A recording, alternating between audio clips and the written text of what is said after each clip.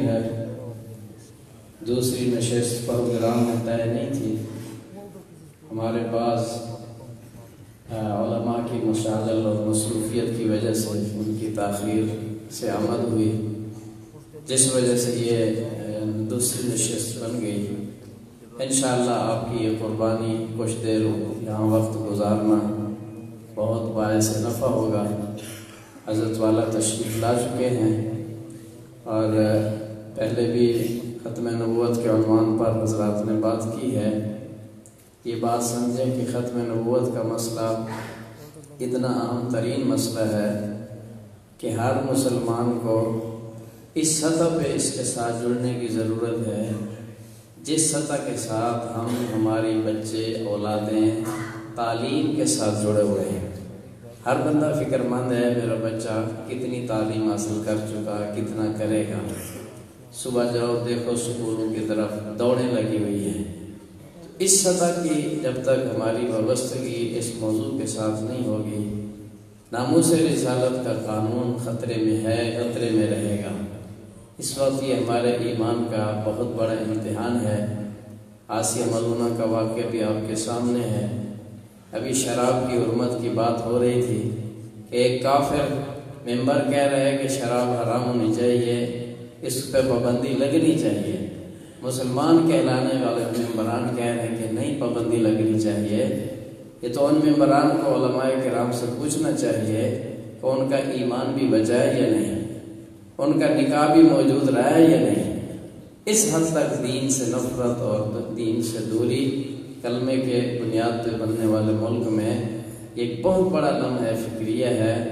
دین سے وابستگی ضروری ہے بھائی، خصوصاً ختم نبوت کے عنوان سے بھی انشاءاللہ 17 فروری ڈٹا کوٹ جو دلمیال کے قریب قصبہ ہے، ڈٹا کوٹ سٹاپ ہے، وہاں انشاءاللہ سالانہ ختم نبوت منعقد ہو رہی ہے 17 فروری کو. گزشتہ سال بھی وہاں بہت بڑا پروگرام ہوا. ابھی سے سب دوستوں سے درخواست ہے کہ اس پروگرام کے لیے صرف شرکت ہی نہ فرمائیں بلکہ داعی بن لیں. 17 فروری بھی اسی طرح 9 بجے وہاں پہنچیں. دیکھو آج بھی ہمارے پروگرام کا 9 بجے اعلان تھا، بہت سے حضرات 10 بجے کے بعد آئے، تو اس کا نقصان یہ ہوا کہ مولانا عادل خان صاحب کا بیان اور حضرت قاضی ترشید صاحب کے بیان سے وہ مستفیض نہیں ہو سکے. تو 9 بجے سے انشاءاللہ زور تک پروگرام ہوگا. ابھی میں درخواست کروں گا امیر محترم حضرت صاحبزادہ پیر عبدالقدوس صاحب سے وہ حضرت والا کو دعوت دیں.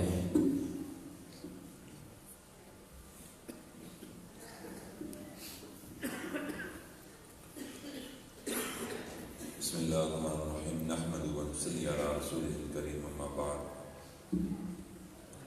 الحمدللہ یہ علماء کنونشن موسومہ و عدت امت کنونشن اپنے اختتام کی طرف ہے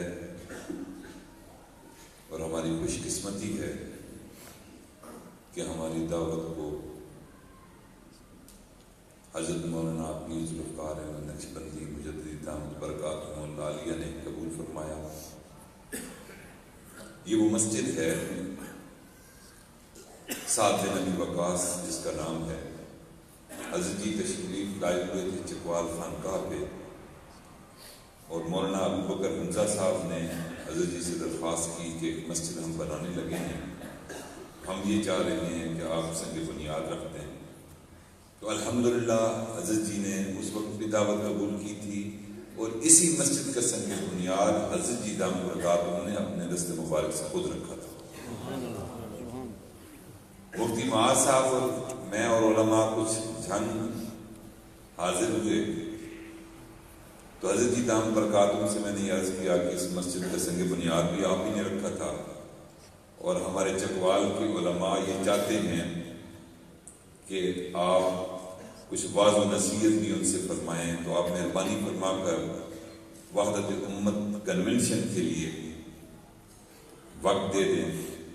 تو حضرت جی نے دامت برکاتہ نے کمال شفقت کا مظاہرہ کرتے ہوئے کہ میری چکوال میں حاضری بھی ہو جائے گی اور علماء کی میں زیارت بھی کر لوں گا، اپنا ٹائم عطا فرما دیا. میں جمعیت اہل سنت والجماعت سے وابستہ تمام علماء کرام، شورا اور مجلس عاملہ کی طرف سے جی دام برکاتہ کا ممنون ہوں کہ انہوں نے اپنی گناہ مصروفیات میں سے وقت نکالا اور ایک بہت لمبا سفر کر کے یہاں چکوال تشریف لائے۔ کل رات عشاء کے بعد حضرت جی دام برکاتہ نے بہاولپور میں بیان فرمایا اور عوارض اور تیرانہ سالی اور لمبا سفر اور اس کی صعوبتیں برداشت کرتے ہوئے چکوال تشریف لائے۔ ہم سب بڑے ممنون ہیں، بہت بڑے بڑے اجتماعات ہوئے جس میں حضرت جی کے بیانات ہوئے اور ماشاءاللہ ہزاروں لوگوں نے توبہ کی۔ ایسے ایسے اجتماعات ہوئے جس میں لاکھ سوا لاکھ بندہ وہاں موجود تھا۔ حضرت میں 40,000 خواتین کا پتہ چلا ہے کہ صرف مجمع 40,000 خواتین کا تھا۔ الحمدللہ اللہ تعالیٰ نے اپنی بارگاہ میں بھی حضرت جی دامت برکاتہ کو قبولیت عطا فرمائی ہے اور عوام اور علماء میں بھی قبولیت عطا فرمائی۔ ہماری دعا ہے کہ اللہ تعالیٰ ان کا سایہ تا دیر ہمارے سروں پر قائم فرمائے اور ان کے فیوزات سے ہمیں بہرمان فرمائے۔ ابھی حضرت جی دامت برکاتہ بیان فرمائیں گے اور بیان کے بعد حضرت جی انشاءاللہ کلمات بیعت بھی، کلمات توبہ بھی پڑھائیں گے۔ جو ساتھی بیعت ہونا چاہیں گے ان کو سلسلہ عالیہ نقشبندیہ میں بیعت بھی فرمائیں گے۔ تو میں کوئی انتہائی ادب سے گزارش کروں گا، محبوب العلماء والعلماء، تاجدار اولیاء نقشبند، والد ماجد حضرت مرشد عالم رحمۃ اللہ علیہ کے محبوب خلیفہ حضرت مولانا پیر ذوالفقار احمد نقشبندی مجددی دامت برکاتہ العالیہ سے کہ وہ وحدت الامت علماء کنونشن سے اور چکوال کے علماء سے مخاطب ہوں۔ حضرت مولانا پیر ذوالفقار احمد نقشبندی مجددی دامت برکاتہ العالیہ۔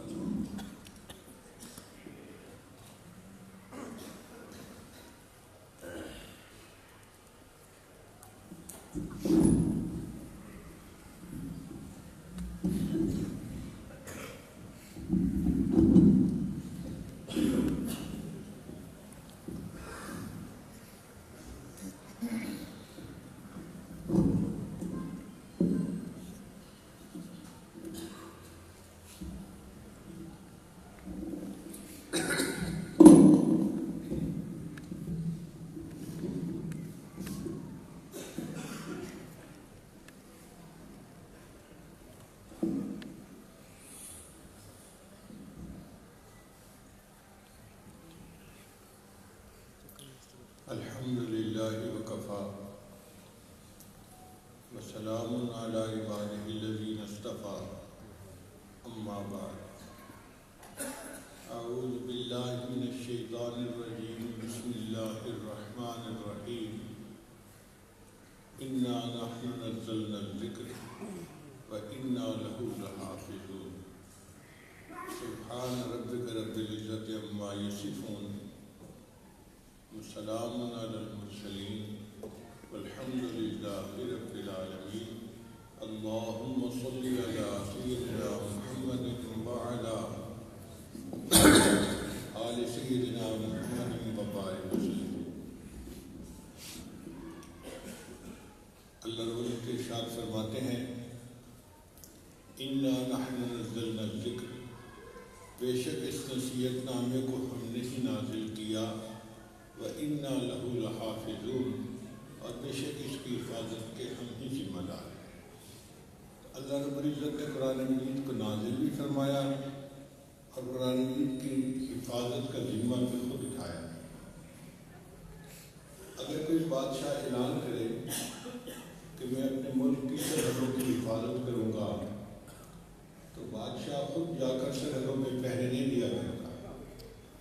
اس مقصد کے لیے بادشاہ ایک فوج بناتا ہے، اس میں چنے ہوئے نوجوان ہوتے ہیں، خوبصورت، پڑھے لکھے، اچھی پرسنالٹی والے، عقل مند، اور ان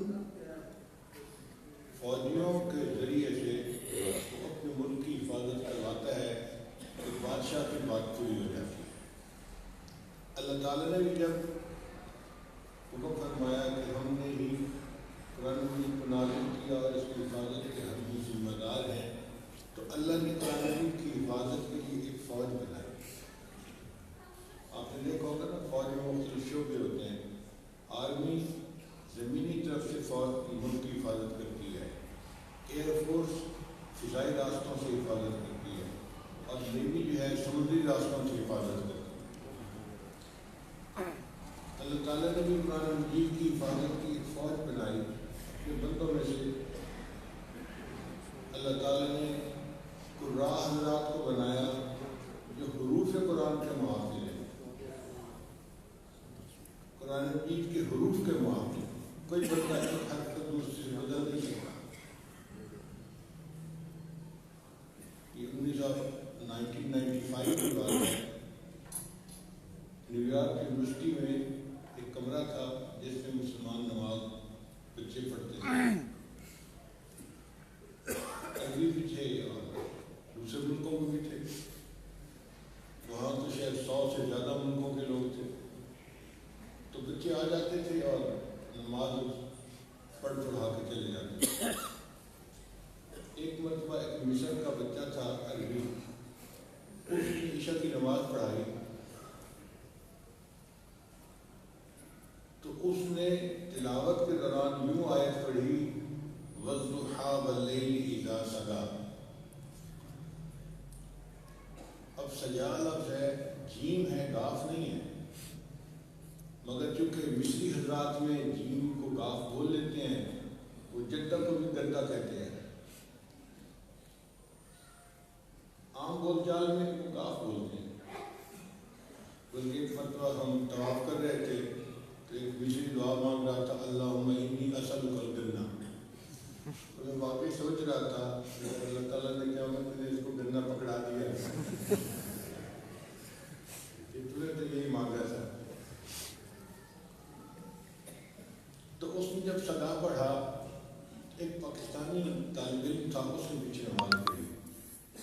اس نے نماز کے بعد اس لڑکے سے بات کی کہ آپ نے لفظ ٹھیک نہیں پڑھا، ٹھیک پڑھا۔ اب یہ جو بچہ پاکستانی تھا، یہ قاری نہیں تھا، لیکن اس نے کم از کم ناظر قرآن مجید کسی قاری سے پڑھا ضرور تھا، تو اس کو حروف کی پہچان تھی۔ اس پر اس بچے نے اسٹینڈ لیا اور یہ ایشو کھڑا ہو گیا۔ پھر اور بہت سارے ملکوں کے طلباء اس میں شامل ہو گئے، انتظامیہ تک بات پہنچی، تو فیصلہ اس پر ہوا کہ ایک امام رکھنا چاہیے جو قاری ہو اور صحیح انداز سے قرأت کر سکتا ہو۔ چنانچہ اس مسجد کے اندر باقاعدہ حکومت کی اپروول کے ساتھ ایک امام کو متعین کیا گیا اور آئندہ ہمیشہ کے لیے نماز پڑھانے کا مسئلہ حل ہو گیا۔ تو ایک طالب علم ہے، خود قاری بھی نہیں ہے، مگر اس نے بھی حرف قرآن کی حفاظت کر کے دکھا دی۔ حفاظ قرآن الفاظ قرآن کے محافظ ہیں، علماء حضرات معانی قرآن کے محافظ ہیں، اور جو مشائخ حضرات ہیں یہ معارف قرآن کے محافظ ہیں۔ اب یہ سب مل کر ایک فوج بنتی ہے جو قرآن مجید کی حفاظت کی فوج ہے، اور یہ شروع زمانے سے لے کر نبی اسلام کے زمانے سے لے کر آج تک امت کے اندر موجود ہے۔ نبی اسلام کے اپنے زمانے میں سیدنا صدیق رضی اللہ عنہ حافظ تھے، حضرت عمر رضی اللہ عنہ حافظ تھے، حضرت عثمان رضی اللہ عنہ حافظ تھے، اور حضرت علی رضی اللہ عنہ حافظ تھے، اور صحابہ میں سے ہزاروں حضرات محافظ تھے۔ تو یہ قرآن مجید کی ایک حفاظت کی جماعت تھی جو نبی اسلام کے زمانے میں بن چکی تھی۔ آج کل کمپیوٹر پر کوئی کام کیا جائے تو اس کی حفاظت کے 2 طریقے ہوتے ہیں، ایک ہوتا ہے اس کی سافٹ کاپی رکھ لینا ہارڈ ڈسک پہ یا کسی ڈسک پہ، اس کو محفوظ کر کے رکھ لینا، اور دوسرا ہوتا ہے کہ اس کو پرنٹر سے پرنٹ کر کے ہارڈ کاپی رکھ لینا۔ تو سافٹ کاپی بھی رکھتے ہیں اور ہارڈ کاپی بھی رکھتے ہیں۔ اللہ تعالیٰ نے قرآن مجید کو 2 طرح سے محفوظ کروایا، ایک تو اپنے بندوں میں سے کچھ ایسے بندے بنا دیے جن کو قرآن مجید سے محبت تھی، اور انہوں نے قرآن مجید کو یاد کر لیا، اور ان کے دماغ قرآن مجید کی فلیش ڈرائیو بن گئے۔ جہاں کھڑے ہوں، جہاں بیٹھے ہوں،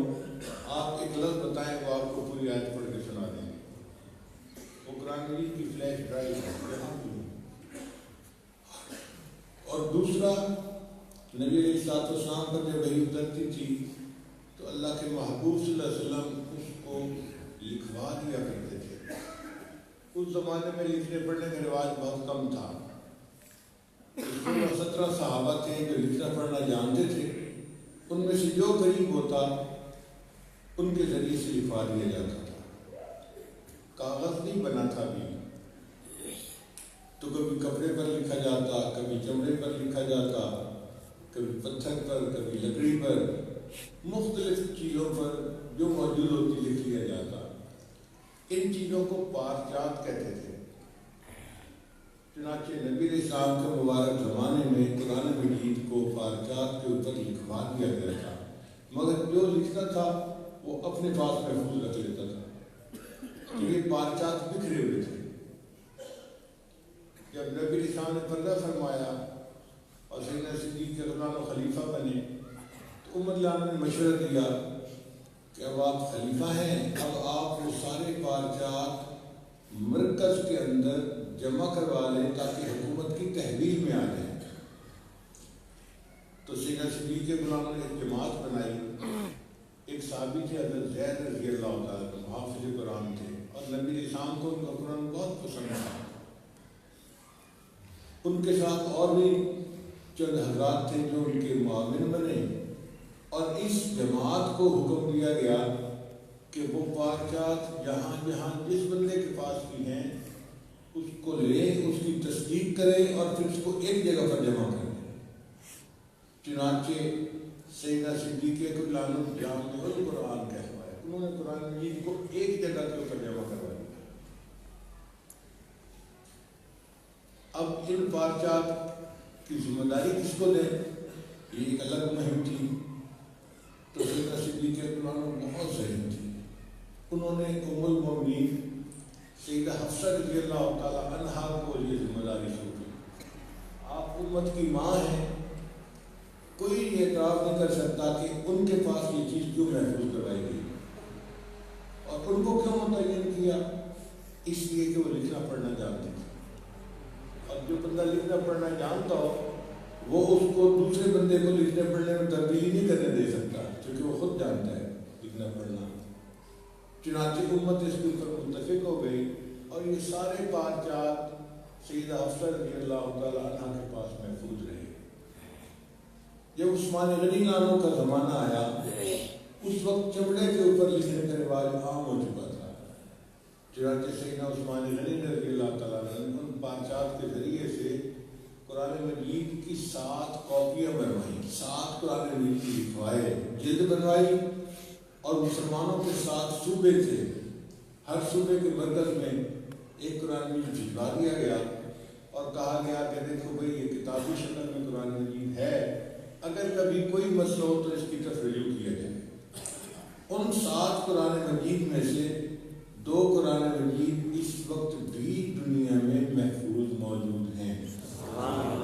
ایک ترکی میں استنبول کے عجائب گھر میں پڑا ہوا ہے، اور ایک ازبکستان میں تاشکند کے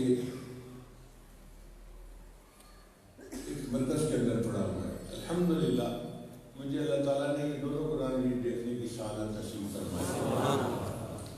مگر آپ دیکھیے کہ قرآن مجید نبی علیہ السلام کے زمانے سے لے کر آج تک فلیش ڈرائیو کی شکل میں بھی محفوظ، اس وقت بھی دنیا میں ہزاروں نہیں لاکھوں حفاظ ہیں، ہر ملک میں اور ہر شہر میں، ہر قصبے میں، جو قرآن مجید کے حافظ ہیں، اور کتابی شکل میں بھی قرآن مجید محفوظ ہے، آج تک محفوظ چلا آ رہا ہے۔ ان 1400 سال کے عرصے میں ایک دن ایسا نہیں آیا اور ایک رات ایسی نہیں آئی کہ دنیا میں قرآن مجید کہیں نہ ہو، نہ کتابی شکل میں ختم ہوا، نہ فلیش ڈرائیو کی شکل میں ختم ہوا۔ دشمنوں نے کوشش بہت کی، قرآن مجید کو ختم کرنے کی 3 کوششیں تاریخ کے اندر محفوظ ہیں۔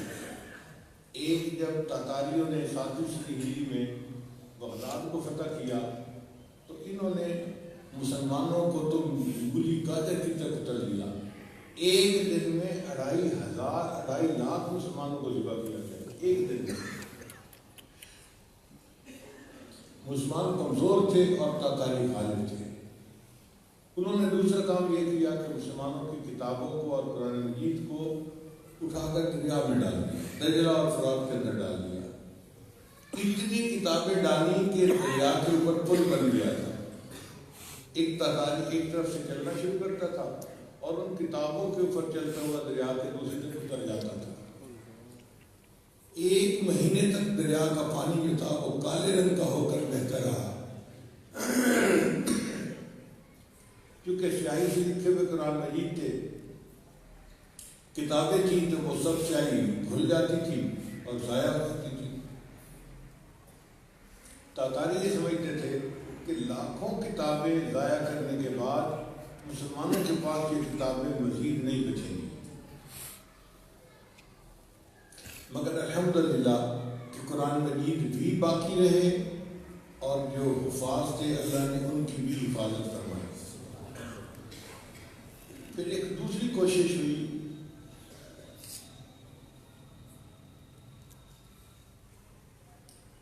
انگریز نے کی.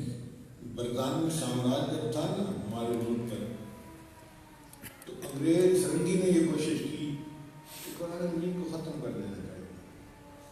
چنانچہ اس نے قرآن مجید کی لاکھوں کاپیوں کو نظر آتش کر دیا. جمع کیا جاتا تھا قرآن مجید کو مختلف مطبع خانوں سے, لائبریریوں سے اور لوگوں سے, اور ایک جگہ اکٹھا کر کے آگ لگا دی جاتی تھی. اتاریوں نے اس کو پانی میں ڈالا تھا, انگریزوں نے اس کو آگ میں ڈالا, اور لاکھوں کاپیاں قرآن مجید کی جو تھی انہوں نے ضائع کی. اور دوسرا کام انہوں نے یہ کیا کہ علماء کو ختم کرنے کی کوشش کی. چنانچہ بعض تاریخ میں آتا ہے کہ اتنے لاکھ علماء کو انہوں نے پھانسی پہ لٹکایا. ٹامسن ایک مورخ ہے, وہ لکھتا ہے کہ لاہور سے لے کر پشاور تک جو جی ٹی روڈ ہے, اس کے دونوں سائڈوں پر کوئی بڑا درخت ایسا نہیں تھا جس پر کسی عالم کی لاش نہ لٹک رہی. اور اس کی لاش کو لٹکنے دیتے تھے, اتارتے نہیں تھے. مقصد ان کا یہ تھا کہ لوگ عبرت پکڑے اور آئندہ اپنے بچے کو ملا بنانے سے توبہ کریں. اس لیے ان کی لاش لٹکتی رہتی تھی, 40 دن لٹکتی تھی, کوئی اتارنے والا نہیں ہوتا تھا.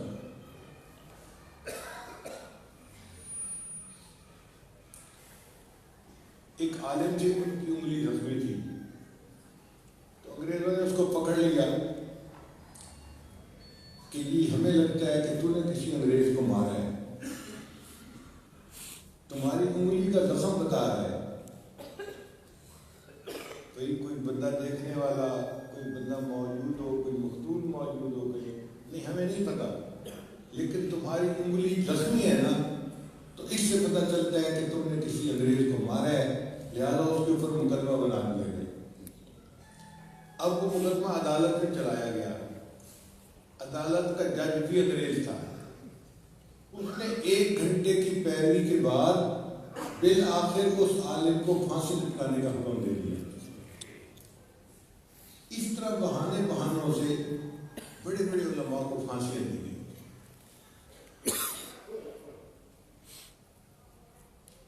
اور مدارس کو انہوں نے ختم کرنے کی کوشش کی. اس زمانے میں مدارس جو تھے وہ وقف کی جائیداد سے چلتے تھے. مثلا کوئی بندہ اگر مدرسہ بناتا تھا تو 2 مربع زمین 5 مربع زمین وقف کر دیتا تھا کہ ان زمینوں کی آمدنی سے مدرسے کے طلباء کو کھانا ملے گا اور مدرسہ چلے گا. وہ وقف کی جائیداد کہلاتی تھی. تو انگریز نے ایک قانون بنایا اور وقف کی جتنی جائیدادیں تھیں سب کو قومی تحویل میں لے لیا, یعنی مدارس کا غلط گھوم کیا. جب ان کو اپنے اخراجات کے لیے کوئی پیسہ ہی نہیں ملے گا تو کیسے چلیں گے. چنانچہ ہزاروں مدارس بند ہو گئے. اور ایک بڑا مدرسہ تھا شاہ ولی اللہ محمد دہلوی رحمۃ اللہ کا, جامعہ رحیمیہ اس کا نام تھا. انگریز نے ان کے خطرے کو بہانہ بنا کے بلڈنگ کو بلڈوزر سے گرا دیا, اس پہ بلڈوزر چلوا دیا. تو مدارس کو ختم کو بھی ختم کرنے کی کوشش کی اور قرآن مجید کو نظر آتش کرنے کی بھی کوشش کی، مگر اس سب کے باوجود اللہ تعالیٰ کی طرف سے علماء بھی محفوظ رہے، قرآن مجید بھی محفوظ رہا اور مدارس بھی محفوظ رہے۔ پھر ایک تیسری کوشش کمیونسٹوں نے کی۔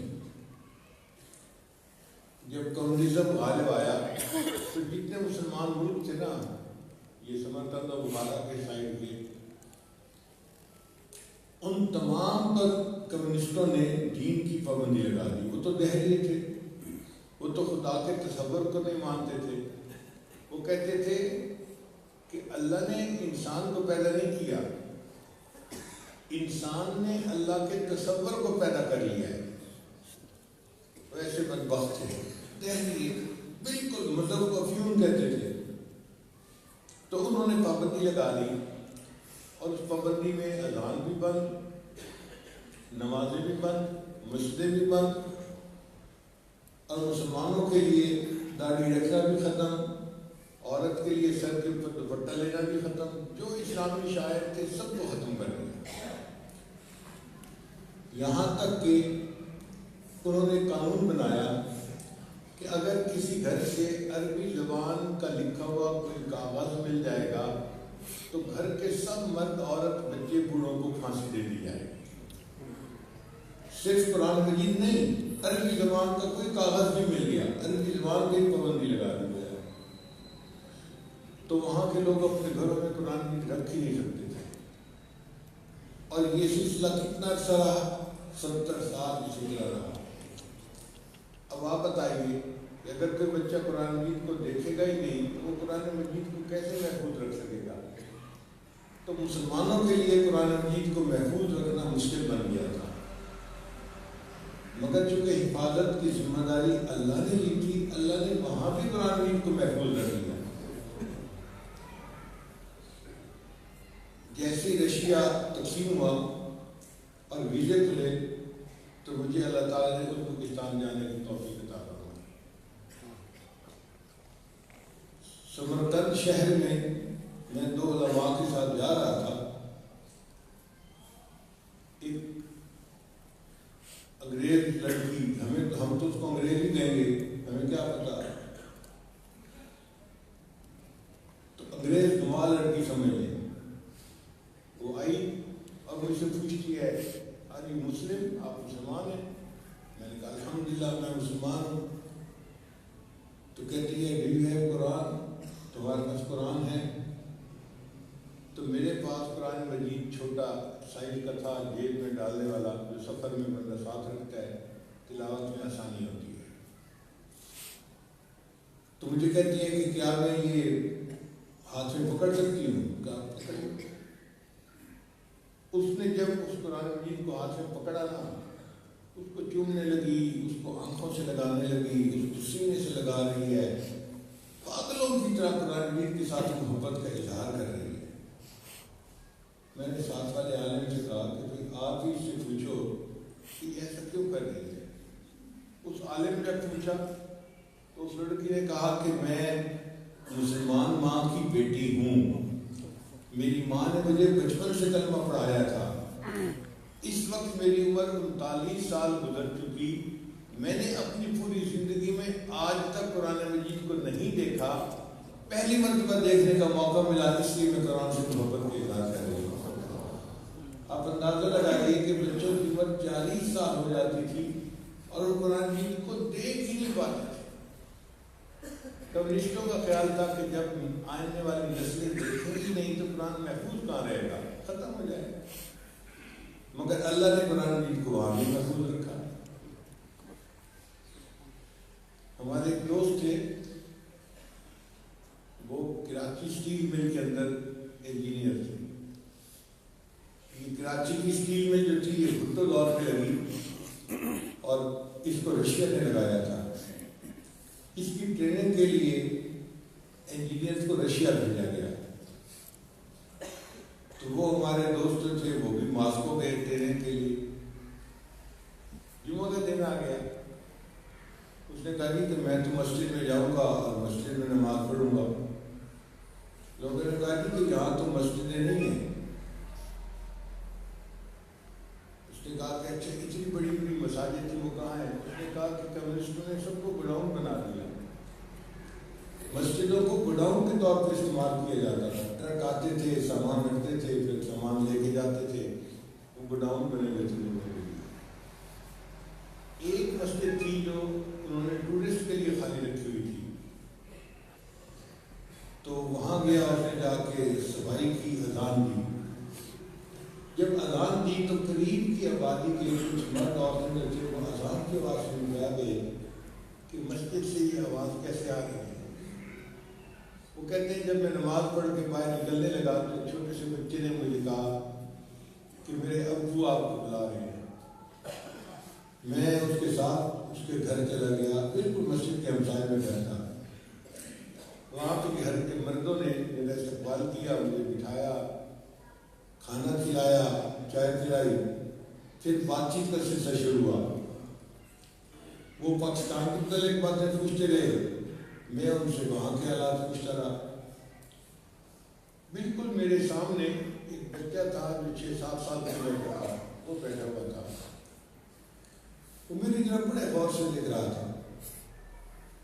تو میں نے اس بچے سے پوچھا کہ بچے تم کیا کرتے ہو؟ اس کے والد نے کہا یہ قرآن پاک کا حافظ ہے. کہتے میں بڑے حیران تھا کہ یہ 6-7 سال کا بچہ قرآن مجید کا حافظ ہے. تو میں نے اس بچے کو قرآن مجید کھول کے دکھایا، چھوٹا قرآن مجید، اور انگلی رکھی ایک جگہ کے اوپر کہ بچے یہاں سے ذرا پڑھ کے سناؤ مجھے. اب وہ بچہ کبھی قرآن مجید کو دیکھتا ہے، کبھی میرا چہرہ دیکھتا ہے. میں نے کہا پڑھو یہاں سے. وہ پھر قرآن مجید کو بھی دیکھتا ہے، پھر مجھے بھی دیکھتا ہے. پھر تیسری مرتبہ میں نے اسے کہا کہ یہاں سے پڑھو یا ایھا الذین آمنوا اتقوا اللہ حق تقاتہ. کہتے بس یہ 2 لفظ میرے پڑھنے کی ضرورت تھی. بچے نے تو پڑھنا شروع کیا اور پڑھتا ہی چلا جا رہا تھا.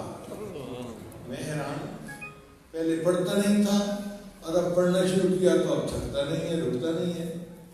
تو میں نے اس کے والد سے پوچھا کہ مسئلہ کیا ہے؟ اس نے کہا جی آپ لوگوں کے ہاں قرآن مجید کتاب کی شکل میں اپنے گھروں میں رکھنا جائز ہے اور آپ لوگ رکھتے ہیں. ہمارے یہاں اس پر پابندی ہے 70 سال سے. تو ہمارے بچے قرآن مجید کو دیکھتے نہیں ہیں، اپنے استاد کے پاس جاتے ہیں اور استاد ان کو ایک آیت روزانہ زبانی سبق دے دیتا ہے، جیسے نابینا کو سبق دیتے ہیں نا. تو یہ بچے ایک آیت کو یاد کرتے کرتے قرآن مجید کے حافظ تو بن جاتے ہیں، قرآن مجید کو ناظرہ پڑھنا نہیں جانتے. تو جب آپ نے کہا نا کہ قرآن مجید یہاں سے پڑھو، اس کو کیا پتا تم کس پہ ہاتھ لگا رہے ہو؟ جب آیت پڑھی آمنوا اتقوا اللہ حق تقاتہ، اس کو پتہ چل گیا، اس نے پڑھنا شروع کر دیا. تو انجینئر کہنے لگے کہ میں حیران تھا کہ لوگوں تم کاغذ پر لکھے ہوئے قرآن مجید پہ تو پابندی لگا سکتے ہو، جو سینوں میں قرآن مجید لکھا ہوا ہے تو مسجد پہ پابندی نہیں لگا سکتے. تو ان لوگوں نے قرآن مجید کو کیسے محفوظ رکھا کہ اگر استاد فرض کو درسی ہوتا تو باپ اپنے بیٹے کو اس کے پاس شاگرد بنا کر بٹھا دیتا. وہ اپنے استاد سے کپڑے سینا بھی سیکھتا اور ساتھ ہی ساتھ 1-2 آیتیں روز کی سبق لے کر زبانی یاد کرتے کرتے وہ بچہ قرآن مجید کا حافظ بھی بن جاتا تھا. اللہ نے اس طرح قرآن مجید کی حفاظت فرمائی اور ایک نسل سے اگلی نسل میں قرآن مجید چلتا رہا. ابھی ہم لوگ وہیں تھے تو وہاں کی حکومت نے ایک کانفرنس کروائی، اس کا نام تھا قراءت کانفرنس. انہوں نے شرط لگائی کہ اس کانفرنس میں تلاوت کے لیے وہ بندہ درخواست دے جو پورے قرآن مجید کا حافظ ہو. ایک وزیر مجھے کہنے لگا کہ ہمارا اندازہ تھا کہ ہمارے ملک میں 100 حافظ تو ضرور ہوں گے.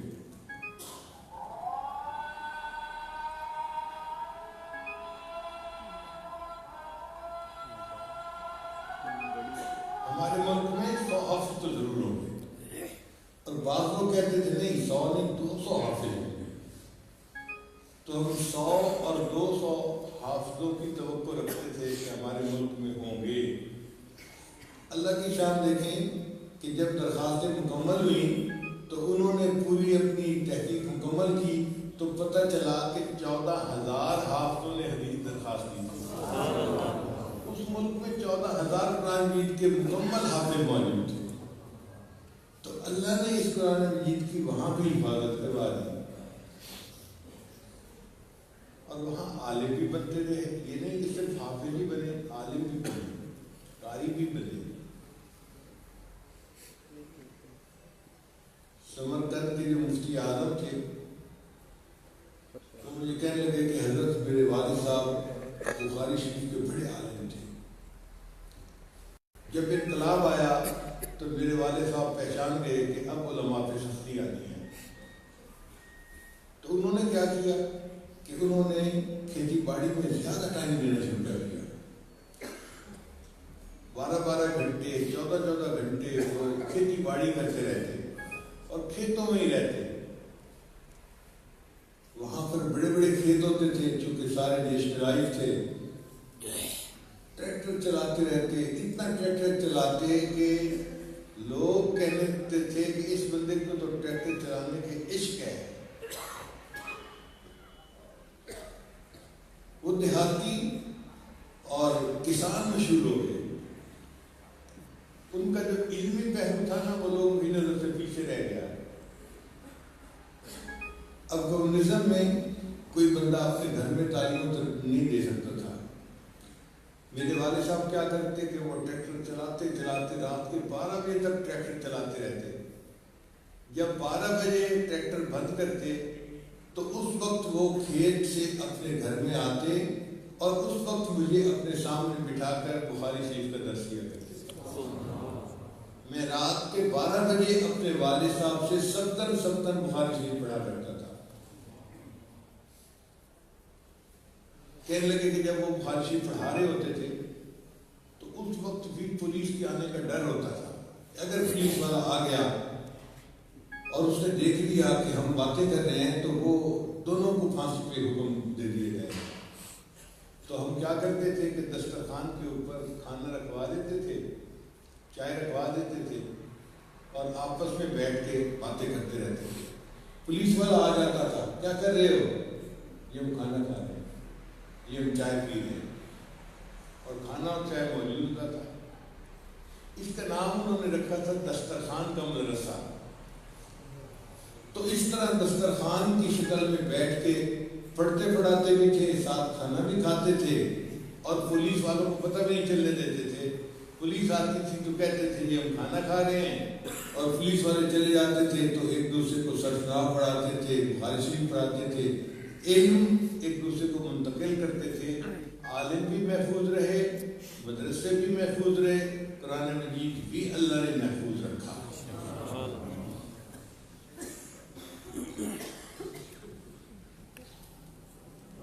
الحمدللہ یہ قرآن مجید بالکل اصلی شکل میں آج بھی محفوظ رہے گا، اس کو کوئی ختم نہیں کر سکتا۔ جو کہے گا نا کہ ہم قرآن مجید کو ختم کرتے ہیں، جو مدرسوں کو ختم کرتے ہیں، وہ بیچارہ خود تو ختم ہو جائے گا، مدارس بھی باقی رہیں گے اور قرآن مجید بھی باقی رہے گا۔ یہ قرآن مجید نبی علیہ السلام کا معجزہ ہے، اس نے قیامت تک سلامت رہنا ہے۔ اس کی حفاظت کی ذمہ داری اللہ نے لی ہے، اور اللہ میں اتنی طاقت ہے کہ وہ ایک کام کو کرنا چاہے تو اس کو کر لیں، کوئی ان کو روک نہیں سکتا۔ واللہ غالب علی امرہ، اللہ اپنے امر میں غالب ہوتا ہے، کوئی ان کا راستہ نہیں روک سکتا۔ تو دیکھو 1400 سال اللہ نے قرآن کی حفاظت کر کے دکھائی، اور قرآن آج بھی اصلی حالت میں موجود ہے۔ چند سال پہلے جرمنی کی یونیورسٹی ہے، نیوک یونیورسٹی، انہوں نے کہا کہ مسلمان دعویٰ کرتے ہیں ہمارا قرآن محفوظ ہے، اس کی تصدیق تو کرنی چاہیے۔ اس کے لیے انہوں نے ایک ڈپارٹمنٹ، تھیولوجیکل ڈپارٹمنٹ، اس کے ذمہ لگایا کام، ان کو بلڈنگ بنا کے دی اور ان کو $10 لاکھ دیے کہ کہ تم تحقیق کرو کہ قرآن مجید محفوظ ہے یا نہیں۔ اب جو ذمہ دار لوگ تھے وہ مل بیٹھے کہ کیسے تصدیق کریں قرآن مجید محفوظ ہے یا نہیں۔ ان کا ایسے کرتے ہیں، دنیا کے مختلف ملکوں کے مختلف شہروں سے قرآن مجید کی کاپیاں اکٹھی کرتے ہیں۔ اب یہ مختلف چھاپہ خانوں پہ بکتا ہے، چھپتا ہے، تو کہیں نہ کہیں کوئی نہ کوئی تو اونچ نیچ ہوگی صحیح۔ انہوں نے قرآن مجید کی 40,000 کاپیاں اپنے انسٹیٹیوٹ میں اکٹھی کی۔ پھر انہوں نے 100 بندے رکھے اور ایک قرآن مجید ایک کو دیا، دوسرے کو دیا، تیسرے کو دیا، یہ نہیں 100 قرآن مجید ایک وقت میں ان لوگوں کو دیے۔ پھر سکرین پر ان کے سامنے وہ ایک صفحہ دکھاتے اور کہتے کہ دیکھو یہ صفحہ اس طرح ہے یا نہیں۔ اب ہر بندہ بیٹھ کے دیکھ رہا ہوتا یہ لفظ اس طرح ہے یا نہیں، یہ لفظ اس طرح ہے یا نہیں۔ ایک ایک نقطے کو، ایک ایک حرف کو دیکھتے دیکھتے انہوں نے کئی سالوں میں جا کر 40,000 نسخوں کی جو ہے تصدیق کی اور بالآخر انہوں نے فیصلہ دیا کہ کسی ایک قرآن مجید میں ایک نقطے کا بھی فرق نہیں تھا۔ اِنَّا نَحْنُ نَزَّلْنَا الذِّكْرَ وَإِنَّا لَهُ لَحَافِظُونَ، بے شک اس قرآن مجید کو ہم نے ہی نازل کیا اور اس کی حفاظت کے بھی ہم ہی ذمہ دار ہیں۔ تو جس رب کریم نے یہ حکم دیا ہے نا، اسی نے قرآن مجید کی حفاظت کر کے بھی دکھا دی۔ اب اگر قرآن مجید محفوظ رہے گا تو حافظ بھی محفوظ رہیں گے، عالم بھی محفوظ رہیں گے، مدارس بھی محفوظ رہیں گے۔ اتار چڑھاؤ آتا رہتا ہے، ہمارے ملک میں پھر اتار چڑھاؤ شروع ہو رہا ہے۔ امریکہ بہادر اپنے پیسے کے زور پہ ہمارے حکومت کے لوگوں میں، فوج کے لوگوں میں اپنے بندے گھسا دیتا ہے، مفاد پرست لوگ گھسا دیتا ہے، اور پھر ان کو کہتے ہیں کہ تم اپنے ملک میں اس پہ پابندی لگاؤ، اس پہ پابندی لگاؤ۔ اور عجیب بات کہ کلمہ پڑھنے والے لوگ وہ کہنے لگ جاتے ہیں کہ مدارس کو ختم کرنا چاہیے۔ کتنی عجیب بات ہے۔ مگر مشرف دور میں بھی بہت تماشا تھا، میں مدارس کو ختم کر دوں گا۔ آپ دیکھو مدارس تو آج بھی محفوظ ہے، اور وہ کہنے والا کہاں چلا گیا پتہ نہیں چلتا۔ اب بھی اسی طرح ہوگا کہ جو مدارس کو ختم کرنے کے ارادے کرتے پھر رہے ہیں نا، یہ خود ختم ہو جائیں گے اور اللہ تعالیٰ ان مدارس کی اور قرآن کی اور علماء کی حفاظت فرمائیں گے۔ مزے کی بات یہ ہے کہ مدرسہ اپنے چلنے میں حکومت کا محتاج نہیں ہے، اس لیے کسی مدرسے والوں نے آج تک حکومت کو درخواست نہیں کی کہ جی ہمیں فنڈ کی ضرورت ہے۔ حالانکہ فنڈ چاہیے تو ہوتے ہیں، مگر اللہ تعالیٰ انتظام کر دیتے ہیں۔ اب دیکھیں عوام الناس کے اندر اللہ کا تصور تو ہے نا، تو کسی کو خوشی ہوئی تو خوشی کی وجہ سے وہ کہتا ہے کہ جی اللہ کے راستے میں صدقہ دے دو، میرے بیٹے کی نوکری لگ گئی، میرے بیٹے کا آج رشتہ فائنل ہو گیا، آج فلاں کو صحت ہو گئی، تو صدقہ کرو۔ اب وہ صدقے کے پیسے کہاں لے کے جائیں؟ تو دل کہتا ہے کہ جو بچے سارا دن قرآن مجید پڑھتے ہیں وہ اس کے زیادہ حقدار ہیں۔ تو لوگ چل کے آتے ہیں اور آ کر مدرسے والوں کو چلانے کے لیے پیسے دے کے جاتے ہیں۔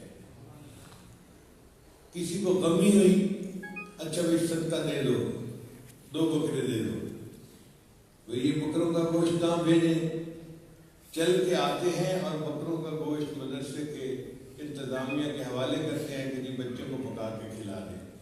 تو بچے اپنے گھر میں بیٹھے ہوتے ہیں، اللہ تعالیٰ وہیں ان کا رزق ان کو پہنچا دیتے ہیں، جانے کی ضرورت نہیں پڑتی۔ ہمارے ایک دوست ہیں بنوں کے، ان کا مدرسہ ہے، اللہ کی شان دیکھیں، ان کے مدرسے کے ساتھ فوجیوں نے کیمپ لگا دیے۔ اب اس طرف جاتے ہوئے بھی لوگ گھبراتے تھے، مگر ان کے مدرسے کے طلباء پھر بھی پڑھتے رہے اور مدرسہ مدرسہ چلتا رہا. تو میں نے ان کو بلا کے پوچھا, میں نے کہا بھائی ان دنوں میں آپ کا مدرسہ کیسے چلتا رہا؟ کہ اللہ تعالیٰ نے مہربانی کی فوجیوں کے ہاتھوں چلتا رہا. میں نے کہا وہ کیسے؟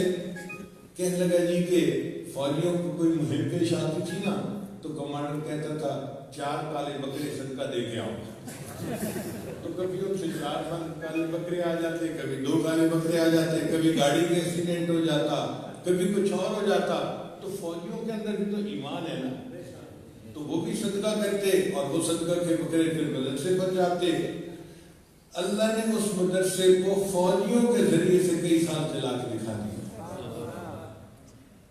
اِنَّا نَحْنُ نَزَّلْنَا الذِّكْرَ وَإِنَّا لَهُ لَحَافِظُونَ. بے شک اس قرآن مجید کو ہم نے ہی نازل کیا اور اس کی حفاظت کے بھی ہم ہی ذمہ دار ہیں. اللہ تعالیٰ نے دیکھو یہ ذمہ داری کیسے نبھائی اور اللہ آئندہ بھی نبھائیں گے. یہ وقت ذرا مشکل کا ہے, ہمیں اس میں اللہ سے دعائیں کرنی چاہیے کہ ہم کمزور ہیں, اللہ ہمیں زیادہ آزمائش میں نہ ڈالنا. لیکن بہرحال مدارس محفوظ رہیں گے, علماء بھی محفوظ رہیں گے اور یہ دین بھی محفوظ رہے گا. اس وقت جو اہم بات ہے نا وہ ہے وحدت, امت ایک ہو جائے. جب دشمن سے مقابلہ ہو اور اپنی صفوں کے اندر انتشار ہو تو پھر ختم ہو جانے کا ڈر ہوتا ہے. اس وقت وحدت کی زیادہ ضرورت ہے.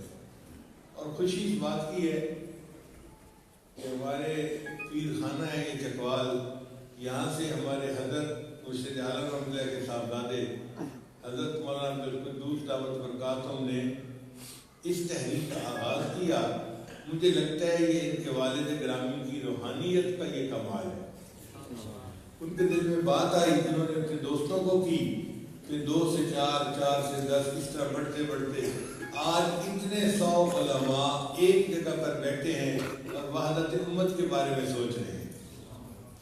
ہماری بقا کا یہ معاملہ ہے. اگر ہم ایک نہیں بنیں گے تو ختم ہو جائیں گے. وَتَفْشَلُوا وَتَذْهَبَ رِيحُكُمْ.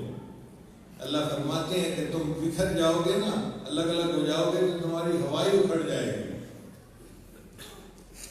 بہت چھوٹے تھے ہم, 1960 کی بات ہے, تو اسکول میں ایک کتاب میں ہم ایک سٹوری پڑھتے تھے کہ ایک جنگل میں 2 بیل تھے. ایک بیل گورا تھا اور ایک بیل سفید تھا اور ایک کالا تھا, مگر دونوں میں دوستی تھی. اس جنگل میں ایک شیر بھی رہتا تھا. وہ شیر جب بھی ان میں سے کسی ایک بیل پر حملہ کرتا تو دوسرا بیل آ کر شیر پر ٹکر مارتا تھا اور شیر کو اپنا خطرہ پڑتا شیر بھاگ جاتا تھا. چنانچہ وہ دونوں بیل محفوظ تھے, وہ مزے سے اپنا چارہ چرتے اور محفوظ رہتے, دونوں اکٹھے تھے. شیر بڑا پریشان کہ بھئی یہ دونوں بیل میرے قابو میں نہیں آتے اور یہ موٹے ہوتے جا رہے ہیں, مضبوط سے مضبوط تر ہوتے جا رہے ہیں, ان کو کھانے کا کوئی طریقہ سوچو. تو شیر نے کافی سوچ بچار کے بعد ایک ترکیب سوچی. وہ گورے کے پاس گیا اور کہنے لگا دیکھو آپ تو سفید رنگ کے ہیں, اتنے خوبصورت نظر آتے ہیں, اور یہ جو کلو ہے نا یہ بھی اپنے آپ کو بڑا خوبصورت سمجھتا ہے, یہ تمہاری برابری کرتا پھرتا ہے, حالانکہ یہ تمہارے برابر کا تو نہیں ہے. اس نے اس گورے بیل کے دل میں کالے بیل کے دل میں نفرت ڈالی. تو گورے بیل نے پھر شیر سے پوچھا کہ اس کا حل کیا ہے. اس نے کہا اس کا حل یہ ہے کہ میں کل اس کلو پہ حملہ کروں گا اور تم دور بیٹھ کے تماشا دیکھتے رہنا. تم تو دوست ہو نا میرے, اور تم خوبصورت ہو, اور پھر تم جنگل میں اکیلے رہ جاؤ گے اور تم ہی حسین ہو گے, تمہاری برابری کرنے والا کوئی ہوگا ہی نہیں. اس سفید بیل کو یہ بات سمجھ آ گئی. اس نے کہا ٹھیک ہے. چنانچہ اگلے دن شیر نے کالے بیل کے اوپر حملہ کر دیا. سفید بیل ایک طرف بیٹھ کے آرام سے تماشا دیکھتا رہا تو شیر نے کالے بیل کو مار کے اس کو پھاڑ دیا, کھا لیا.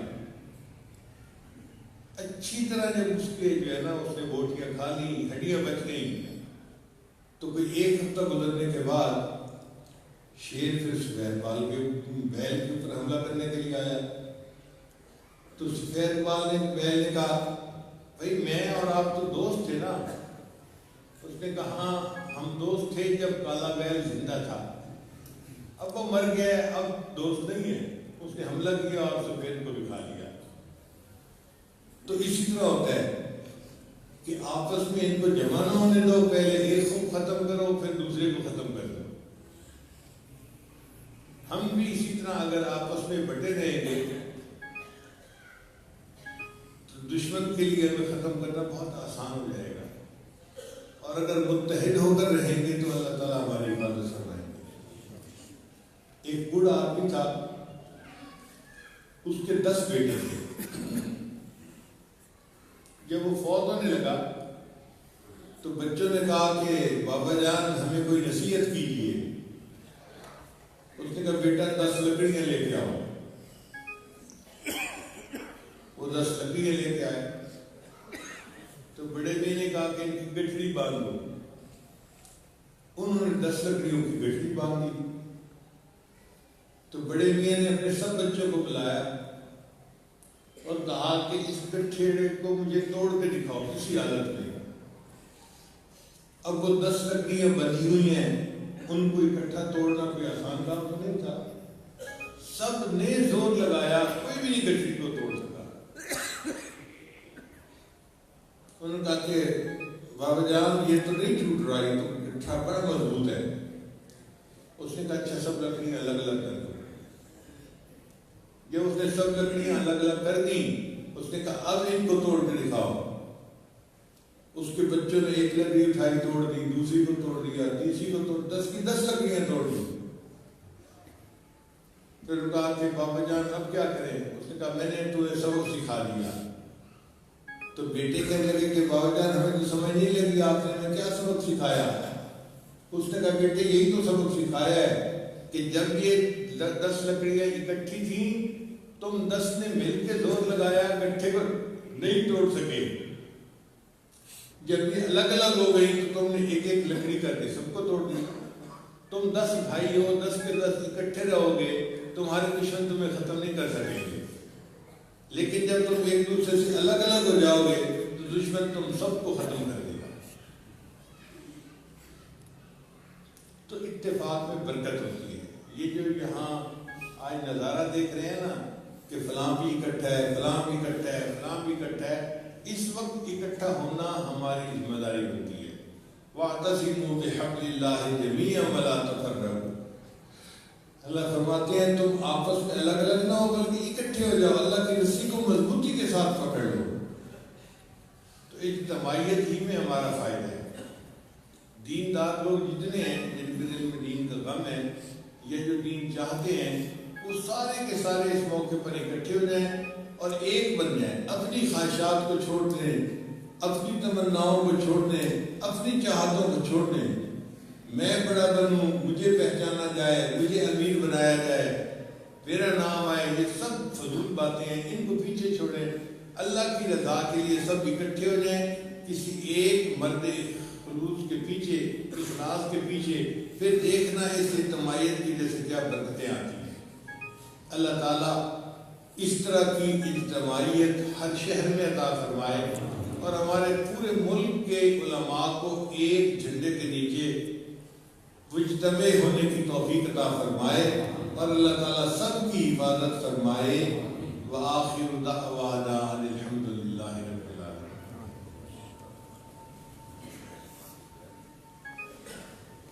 دعا سے پہلے ہم توبہ کے کلمات پڑھ لیتے ہیں.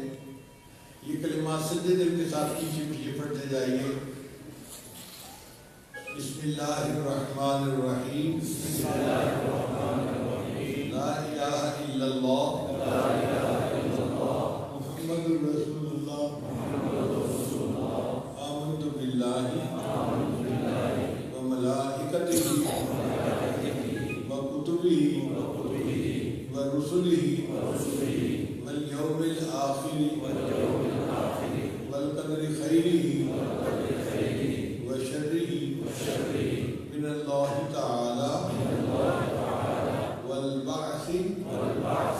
بعد الموت آمنت باللہ کما ہوا بأسمائہ وصفاتہ وقبلت جمیع احکامہ اقرار باللسان وتصدیق بالقلب اشہد ان لا الہ الا اللہ واشہد ان محمدا عبدہ ورسولہ استغفر اللہ ربی من کل ذنب واتوب الیہ برحمتک یا ارحم الراحمین۔ بس ان کلمات کو پڑھنے سے ہم تو بتائے چکے ہیں، چند معاملات ہیں جن کو باقاعدگی سے کریں گے تو اللہ تعالیٰ دل کو منور کریں گے۔ ان میں پہلا عمل ہے 100 مرتبہ استغفار پڑھنا، دوسرا عمل 100 مرتبہ درود شریف پڑھنا، تیسرا عمل قرآن مجید کی تلاوت روزانہ کرنا 1 پارہ، چوتھا ہر وقت چلتے پھرتے لیٹے بیٹھے دل میں اللہ کو یاد کرنا،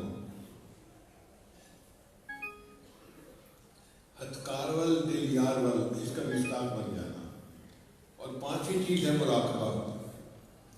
مراقبے کا طریقہ بہت آسان ہے کہ جب نماز پڑھ کے فارغ ہوں تو اللہ سے لو لگا کے بیٹھیں، اللہ کی رحمت آ رہی ہے، دل میں سما رہی ہے، دل کی ظلمت اور سیاہی دور ہو رہی ہے، اور میرا دل اللہ اللہ اللہ کہہ رہا ہے۔ 10-15 منٹ کا یہ مراقبہ آپ کریں گے تو آپ کے دل میں اللہ کی محبت بڑھے گی اور آپ اس کی حرارت کو خود محسوس کریں گے۔ دعا ہے اللہ تعالیٰ ہمیں اپنے مقبول بندوں میں شامل فرمائے۔ دعا سے پہلے آپ چند لمحے مراقبہ کر لیجیے، آنکھوں کو بند کر لیجیے، سر کو جھکا لیجیے، دنیا اور جو کوئی دنیا میں ہے اس سے ہٹ کے اللہ تعالیٰ کی یاد میں جائیے۔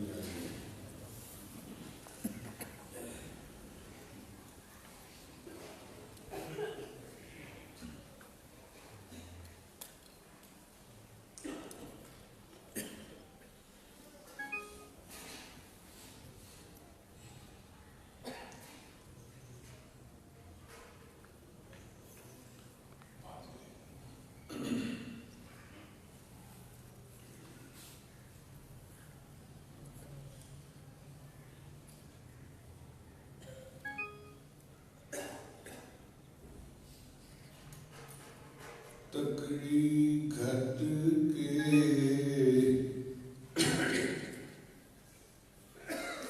تول نماہی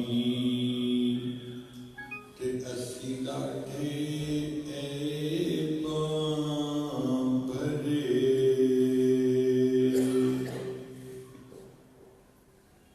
تکری گھٹ کے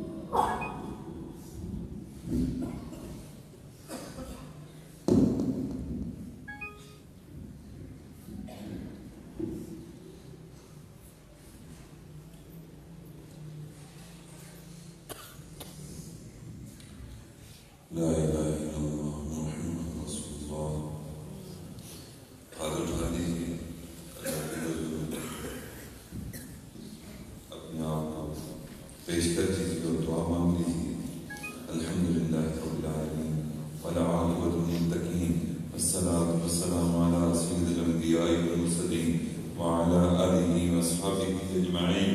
ربنا آتنا فی الدنیا حسنہ وفی الآخرۃ حسنہ وقنا عذاب النار وادخلنا الجنة مع الأبرار یا عزیز یا غفار یا ارحم الراحمین.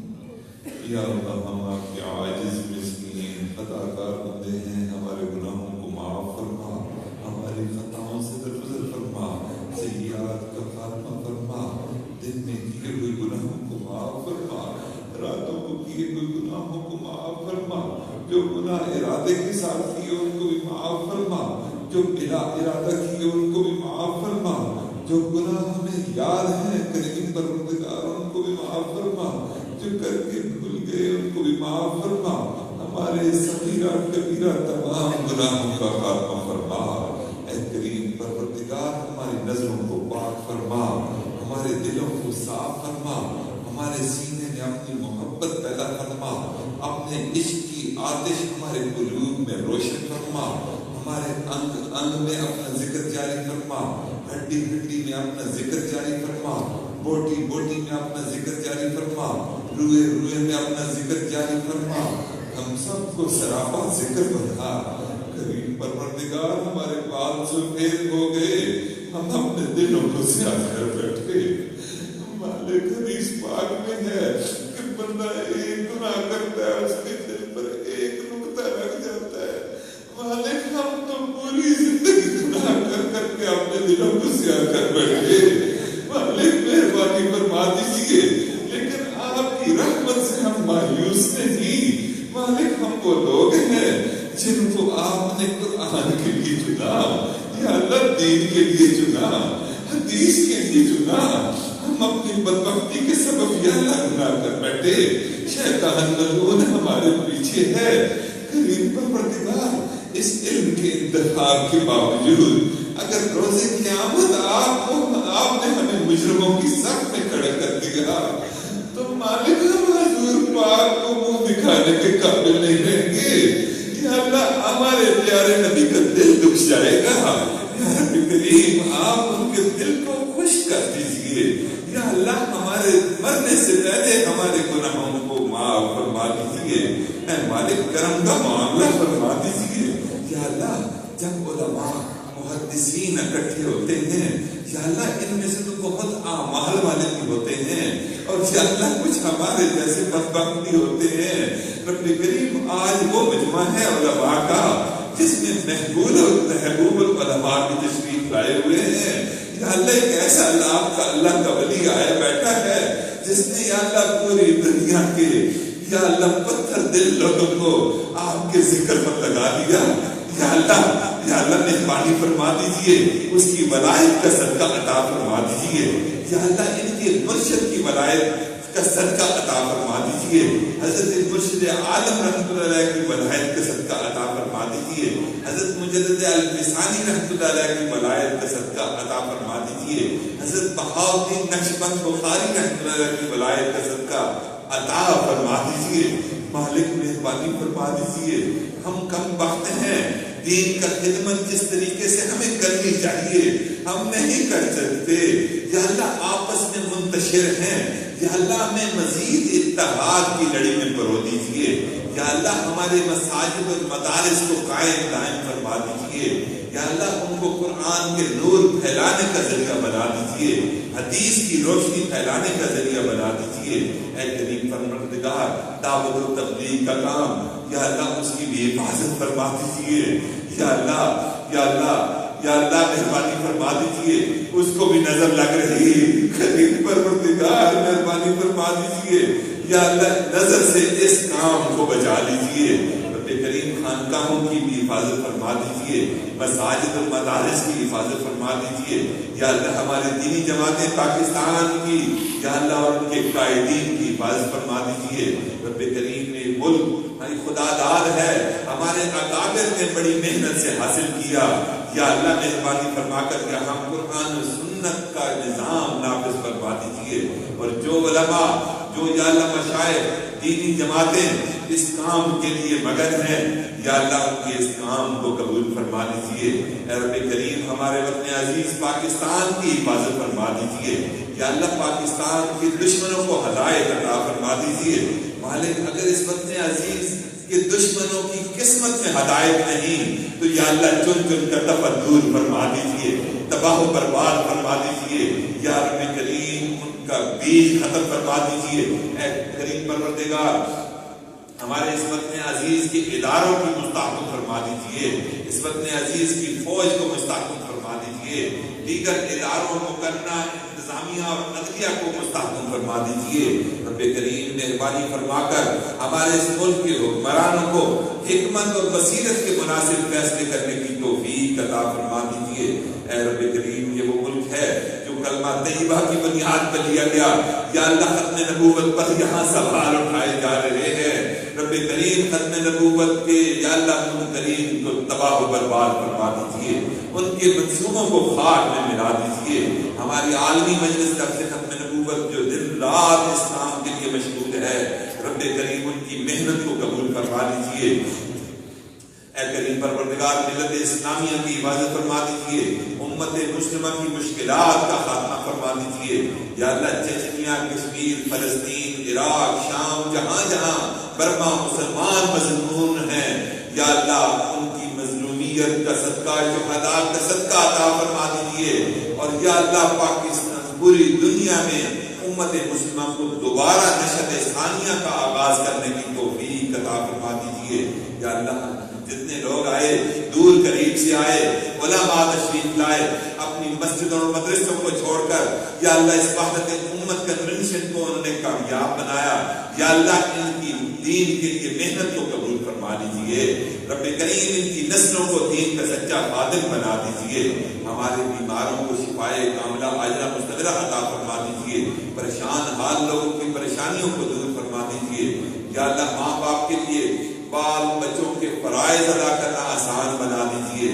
یا اللہ جو مجمع آیا بیٹھا ہے، یا اللہ یہ دین کا حوالہ رکھتا ہے، دین کی نسبت رکھتا ہے، یا اللہ ان سب کی یا اللہ دیرینہ آرزوؤں کو پورا فرما دیجیے، من کی مرادوں کو پورا فرما دیجیے۔ کریم پروردگار ہماری ان دعاؤں کو اپنی رحمت سے قبول و منظور فرما۔ یا اللہ یہ جو مسجد سعد بن ابی وقاص ہے، اس کے یا اللہ خادم ہیں حضرت مولانا ابو بکر حمزہ صاحب، رب کریم ان کی محنت کو قبول فرما لیجیے۔ یا اللہ دین کی خدمت ان کی نسلوں میں چلا دیجیے، یا اللہ ان کی نسلوں کو اپنے مقبول بندوں میں شامل فرما دیجیے۔ یا اللہ اس کنونشن کی کامیابی کے لیے ہمارے علماء نے دن رات انتھک کوششیں کی، ایک خدمت والی جماعت کی خدمت میں لگی رہی۔ یا اللہ مہربانی فرما دیجیے، ان سب کی اس کاوش محنت اور خدمت کو اپنی بارگاہ میں پسند فرما دیجیے، اور ہمارے اس مبارک اتحاد میں مزید برکتیں پیدا فرما دیجیے، مزید وسعتیں پیدا فرما دیجیے۔ جو ساتھی بزرگ ابھی تک اس اتحاد میں شامل نہیں، رب کریم ان کے دلوں کو بھی معاون فرما دیجیے، اور اس بابرکت یا اللہ اس اتحاد میں ان کی بھی شمولیت بھی یا اللہ ان کو بھی واضح فرما دیجیے۔ اے کریم پروردگار ہمارے حضرت کی دعوت برکات کو تشریف لائے، یا اللہ ان کی زندگی میں برکت عطا فرما دیجیے، ان کی یا اللہ عمل میں برکت عطا فرما دیجیے، ان کے فیوزات میں مزید برکتیں عطا فرما دیجیے۔ رب کریم یہ فکر رکھتے ہیں، تڑپ رکھتے ہیں، دن رات اسی محنت میں ملکوں مارے پھر رہے ہیں، لوگوں کے دلوں کو یا اللہ آپ کی یاد سے منور فرما رہے ہیں۔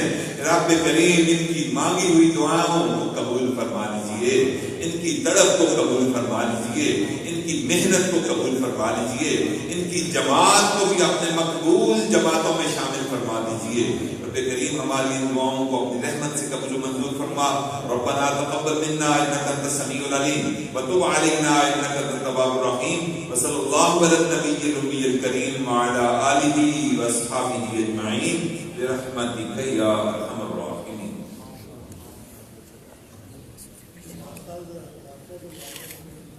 ابھی اذان ہوگی، اذان کے بعد